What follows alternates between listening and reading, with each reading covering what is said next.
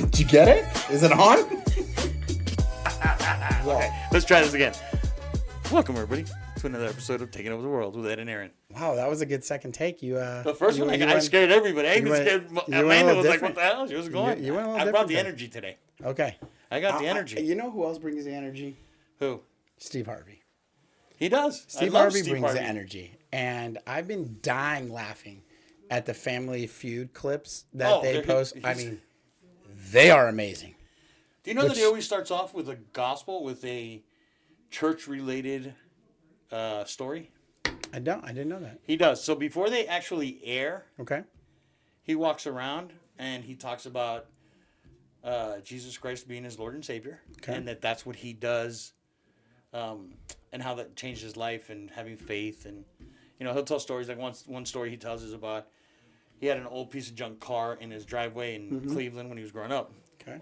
And he kept saying, I'm going to get a new car, I'm going to get a new car, I'm going to get a new car. And his mom was a preacher. And his mom said, well, if you hold on to the old stuff, you're not giving way for the new stuff to come in. Okay. So you need to get rid of that car. And he's like, but then I don't have a car. Well, you can't get a car if you already have a car that's beat up. You're waiting for God to bless you, and he's got to have room to bring the blessings into your life. That's heavy. That's deep. So he does that kind of stuff. I think you should start the office now that you are officially, yes, the team leader. Yeah. Start him off with prayer. Well, just like just like I think you should walk the halls with like a bell and ring the bell and just preach.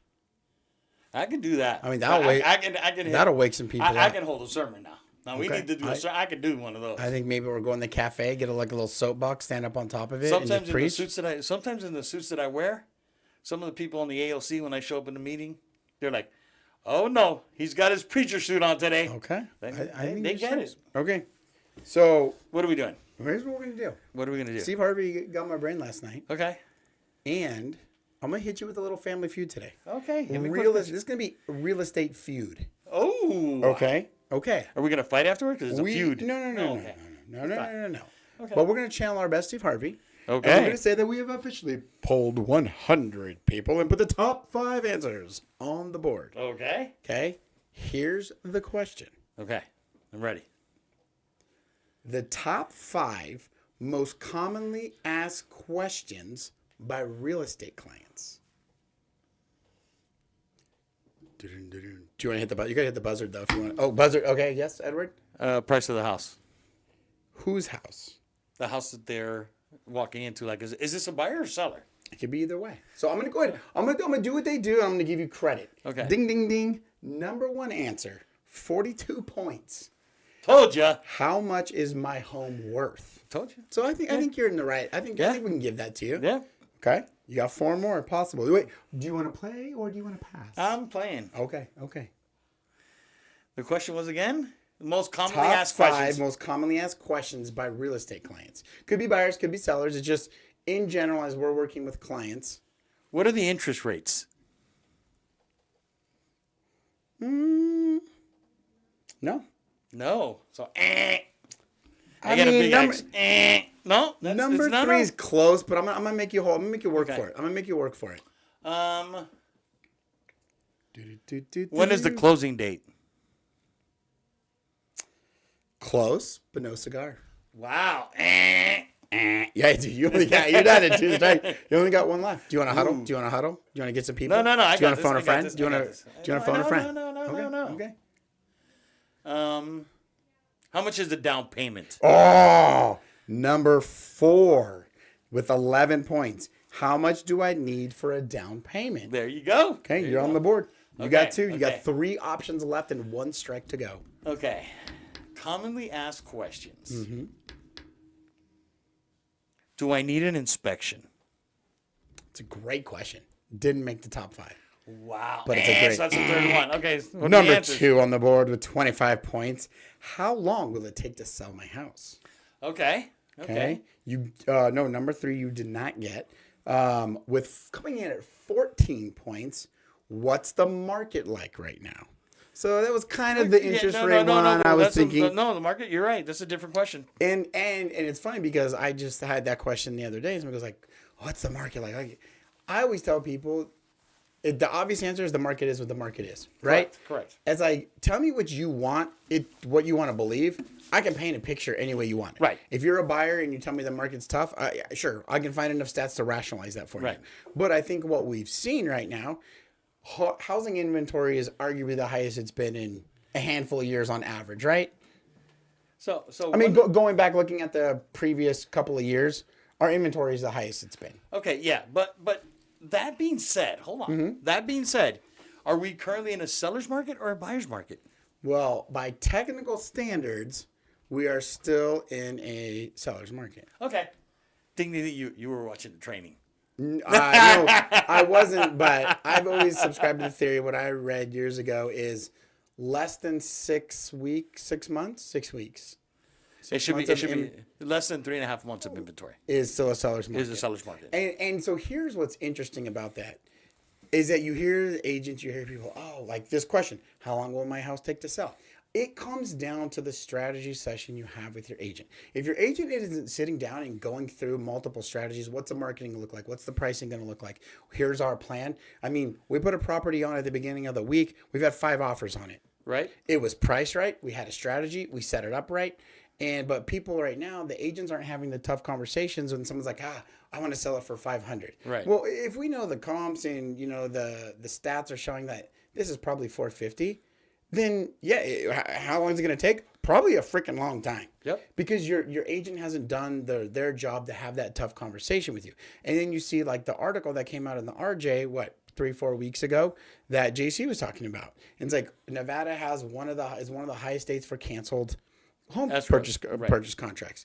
And it's like it's more of the fact that the offers and the things that are putting in place are just written by agents not doing their job. Correct. It's not like the house crumbled in the middle of it and they had to cancel it. It's writing an offer that your buyers can't afford. Right. Or accepting an offer and pushing them up super high when you know it's not going to appraise and you have financing going on with all the buyers, right? Like, so it's not that the housing market is so crazy that it's forcing cancellations. It's people not doing their job and educating their clients to put contracts together that they know are going to work, right? Okay. Number 5. So you got number 4. How much do I need for a down payment? Number 5, 8 points. And you were close on this. What are closing costs? Okay. And I think that's, I think it's a pretty decent top 5. Those are all 5. So those are top 5.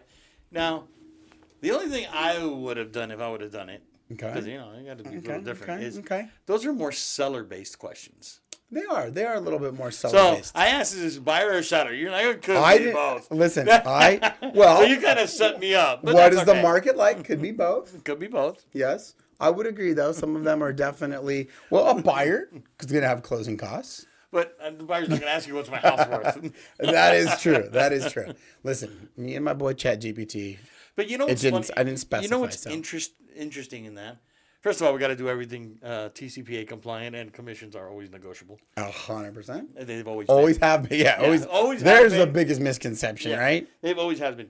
But on that note, notice the top 5, none of them were about commissions. Right.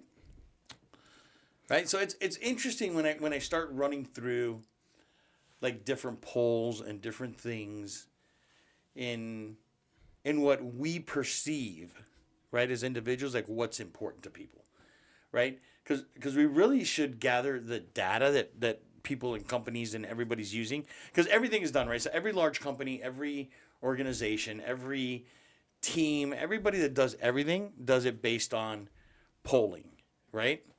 So I just saw somebody on TikTok the other day say, okay, I'm going to make Pepsi sound healthy. Okay.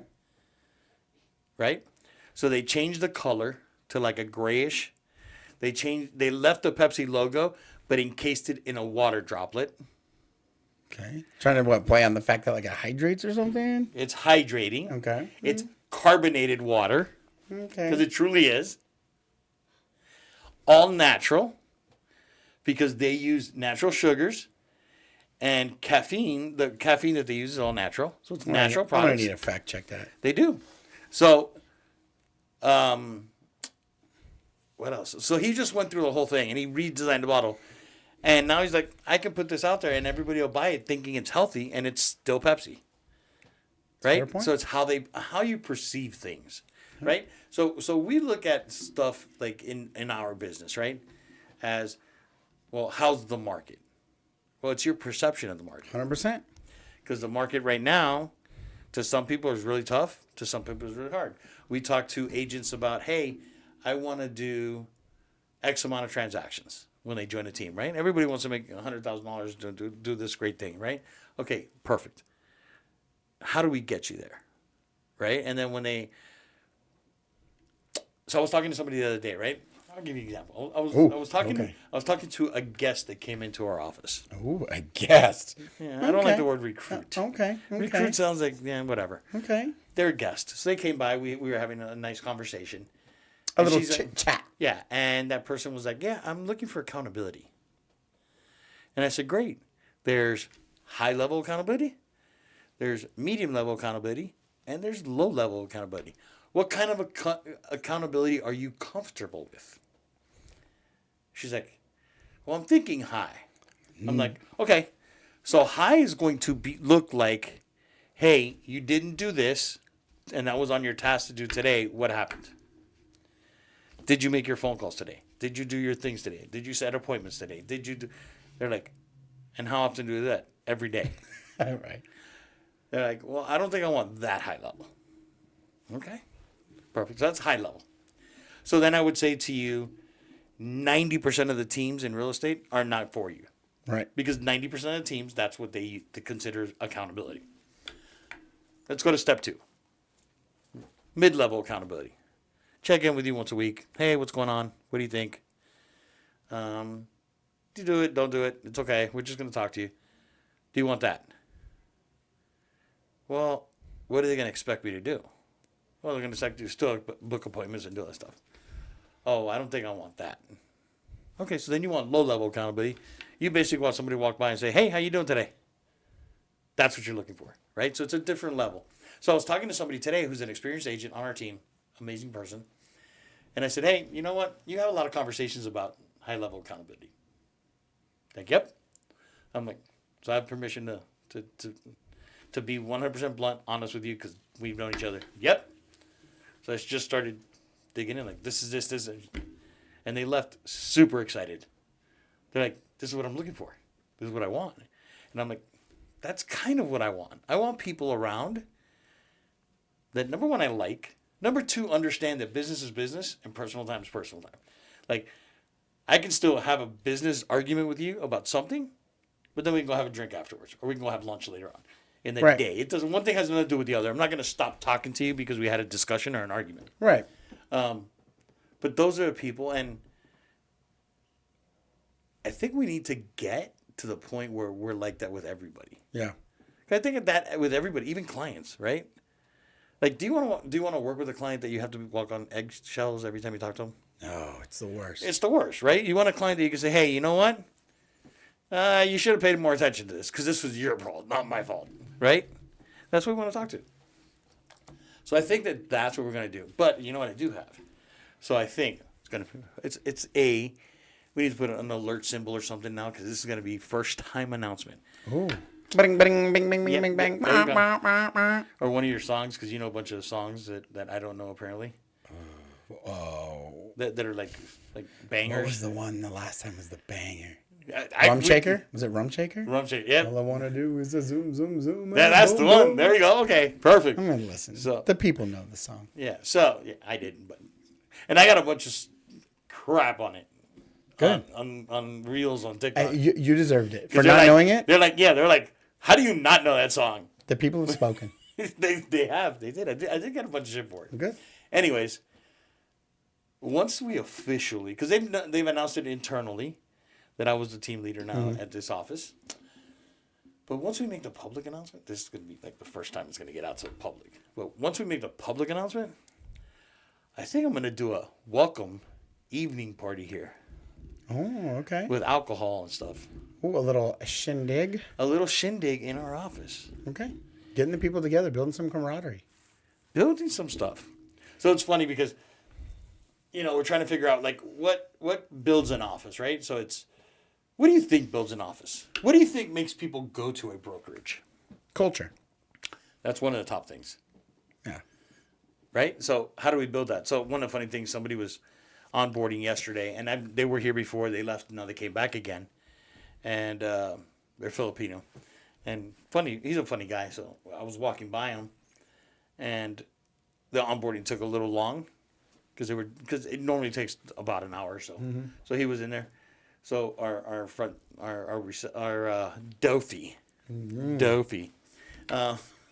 Shiloh was there, and I'm like, hey, how do you say you're taking too long? No, or hurry up in Tagalog. Hurry up. So she tells me. So he's in the middle of going over paperwork with somebody, and I walk up to him, and I forgot how to say it, but I said it to him, and I started pointing at my watch. Dude, his eyes opened up huge, and he looks at me, and he's like, what? You speak Tagalog? And I'm like, I just look at him, he's like, no way, she just told you what to say. I'm like, yep. But that's how you build camaraderie. Like, yeah. He was stoked that I actually tried that. Well, I think you got to have that back and forth, right? Like, it's like we tell the kids, like I tell them on the baseball field, and I said, listen, whether you continue to play or you don't play, I said, here's the deal. You're going to have soft coaches. You're going to have hard coaches. I said, at the end of the day, the one that I would be the most concerned about is the one that stops pushing you or one that stops talking to you. Because when a coach stops talking to you, or in this case, when a team leader stops talking to you, like we have agents that I'm just like I stop talking to you. Like, you come to me if you need anything, but like I'm done wasting energy or, time on trying to do that. Because when that happens, that coach is kind of giving up on you. Like, listen, they've said their piece. You're not making any corrections. You're not making adjustments. You're not putting in the work. So like, well, I'll move on to somebody else. But that's the thing is, what do you want to do? Like, seriously. Like, what do you want to happen for us to be successful, right? So people come into our organization, people come into our world, and even we'll push it as far as into the brokerage, into clients, investors, right? Even attorneys, right? They'll call you with a house. They have a house that's on a probate. Okay, so what's the outcome? And how do we get there? And I think that we just have to get better, right? And I think everybody needs to get better at trying to figure out, ask the tough questions. Like, what is exactly you want to get to? So you made a comment earlier, and that kind of got my brain spinning. And I think when you end up with clients that you're walking on eggshells with, or your team agents that you're walking on eggshells with, I think it comes back to the fact is that we haven't laid out the expectations. We are not asking and having the difficult conversations because we don't want to ruffle their feathers. I don't want to chase a team member off. I don't want to upset a client. Well, at the end of the day, the client is not hiring us to be their yes man. Right. Like, they're hiring us because we bring value. We have the knowledge. We have the experience in the industry. And I've learned, at least over the last, couple 2-3 years, really trying to shift my mind, is that I give myself anxiety when it's like, okay, I know something. I don't want to say I know something that I'm not telling them, but like when you don't give all the facts, I'm not, and you know what I mean? I'm not trying to say we're hiding anything from them, but you're like, hey, listen, this is what we're going. But in your back of your mind, like, hey, we might have an appraisal issue, or, shoot, they might not ask for repairs. So I'll only cross that bridge if we get there. And I've found that, like having those difficult conversations with clients, having those difficult, like we talked about yesterday, having the difficult conversations with agents, because they all say they want high accountability until they start to get it. But they're not going to make any traction. And I've found the more, like even talking to a client this morning, hey, listen, this is the next step. This is where we're at. This is what could happen. This is what we're going to be prepared for. If this does happen, we have a strategy in place. We're equipped to handle it. So we'll just keep it moving. Now, there's also a possibility that doesn't happen. We don't even have to cross this bridge, but I want you to know what's coming down the pipeline next so that you don't just get woken up and hit in the face with a snowball. Right. It's like, hey, just want to let you know, like that guy over there, he's forming a snowball. Not sure if he's going to throw it, but he's got one, right? Like, so I think that's what creates a lot of anxiety and a lot of nervousness, and is just angst. Yeah, it's like It's just not angst. laying out all those expectations early. Right. Have the difficult conversations. Yeah, it might not happen. I'm not saying you got to go, hey, listen, I don't want to alarm you, but a fire could happen and your house could burn down. Like, I'm not talking about that kind of stuff, but like things that we know. When we open escrow, the first thing we jump into is due diligence and home inspection. So let your clients know, like, listen, this is what's happening. They're going to do the home inspection. Potentially, they're going to come with a list of things or ask for a dollar amount in lieu of repairs. They might not, but at least they're starting to think about it. And when I mentioned it, they're like, okay, yeah, like I do know it's an older home. We've tried to keep up. We feel really good about it, but that makes sense. Now, when if a request for repair does come in, it's more of the fact of, hey, yeah, this is what we talked about. This is where we're at, and we can go from there. Right. And I think that's all part of it, right? So it's having the conversations, it's telling people, hey, this is reality. This is what we can and can't do. And these are things we have control over and things we don't have control over. And that's why I think you see that stat that came out in the review journal that contracts are getting canceled, because those are the conversations that aren't happening.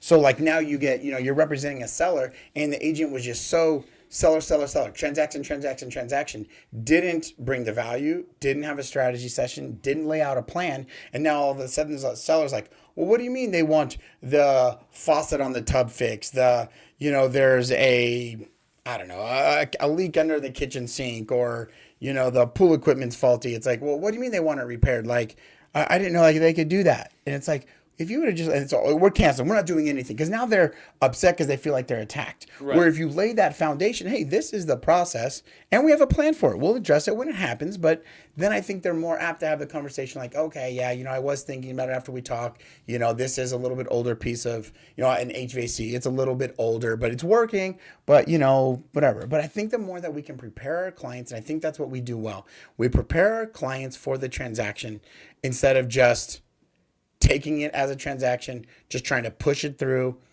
and not lay out everything and just be like, hey, if it works, it works. If it doesn't, it doesn't. Like, that's not our style. No. And I think that we spend a lot of time doing that stuff. I would say sometimes we spend a little more time. Fair. You know what I'm saying? Why are you looking at me when you say that? Some of us are a little more... quick to the point? No, yeah. Some of us get to the point and move on. Some of us like to over-explain. Yeah. And overanalyze situations. That's fair. But the thing is, we spend the time to do it. Right. And I'm finding that now, like you spend a lot of time with your boys and your daughter playing baseball and softball and all that stuff. But so recently, my son decided he's want to start going to the gym. Oh, I saw that. So he started on Monday. Right, and I always say, right, do what you're gonna do and do what the right thing is. So I've had two proud moments in the last week. Oh, okay. Right? Okay. So one is my daughter's second week working, and she's probably gonna get upset, but whatever. Second week, second month. Second month, employee of the month. She's just awesome, and I say it's because of me, because she's got my blood flowing through her.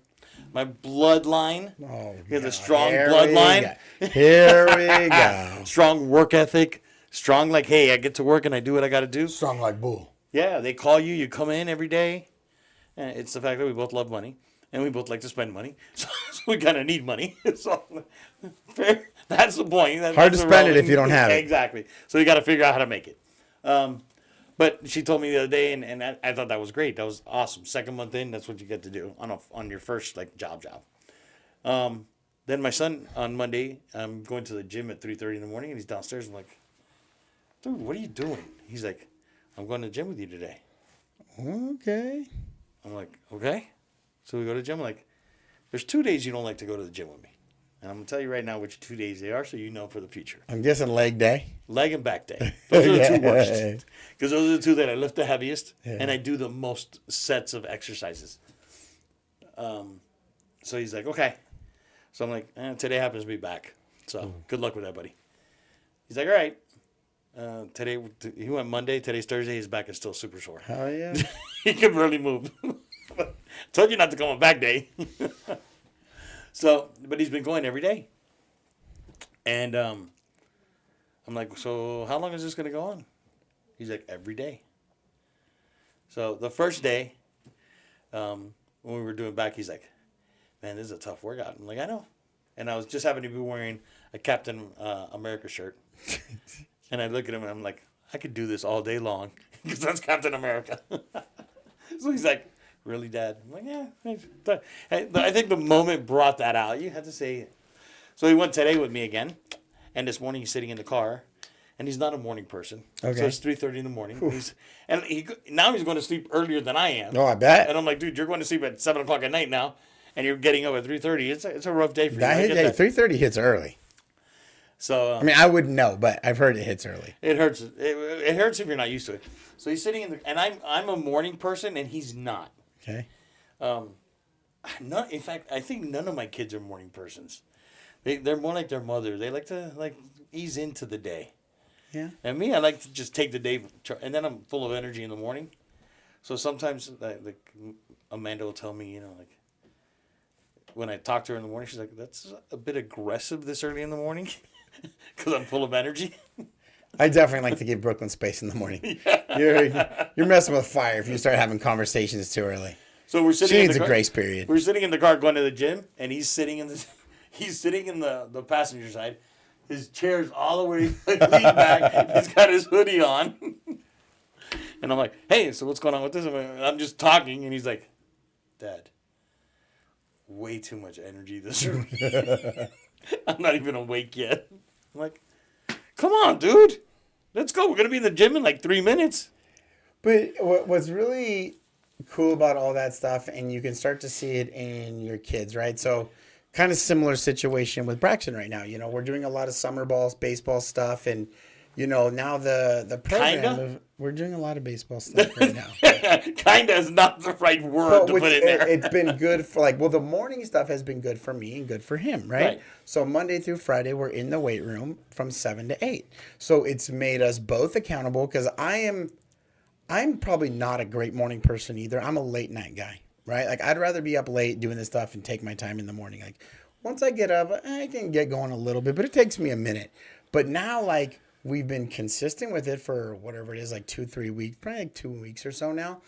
But, your body starts to change from we're waking up without alarm clocks now. He's getting in there. He's putting in the work. And it's you can't just go once and do it, right? It's that consistency, and now your body's getting used to it. Even one of the other coaches commented on him today, how well he's been doing there and, the effort he's been putting in. And like you said, it's a proud moment because we've talked for years. Listen, you do the right thing, follow the process, fall in love with the process, the results will come. And he's really been seeing that translate for a while. And I think that goes back to right into that high level of accountability. It's easy, Tuesday night Tuesday we had weights in the morning. Then we had early game in the blistering heat, and then a break, then a late game. We didn't get home till probably 10 o'clock, 10:15. By the time you eat, take a shower, you're pushing 10:45, 11 o'clock, and you got weights again at 7 a.m. And I don't think he loved getting up, but he was committed to it. He got up. And we tell him, showing up is the win. Right? The workout obviously is... That is 100% the win. Is awesome. But the fact that, it was a late night, you could have had an excuse of, hey, man, we've been practicing this week. We had late games. Let's take the morning off. And I think that goes into, prospecting. Hey, well, yesterday I didn't have a lot of luck. Or, hey, I talked to 3 people yesterday. I can take today off. And it's, if you want the accountability and you want to see the results from the accountability, you have to be committed to the consistency. And it's just I think going to the gym and prospecting is very similar. Yep.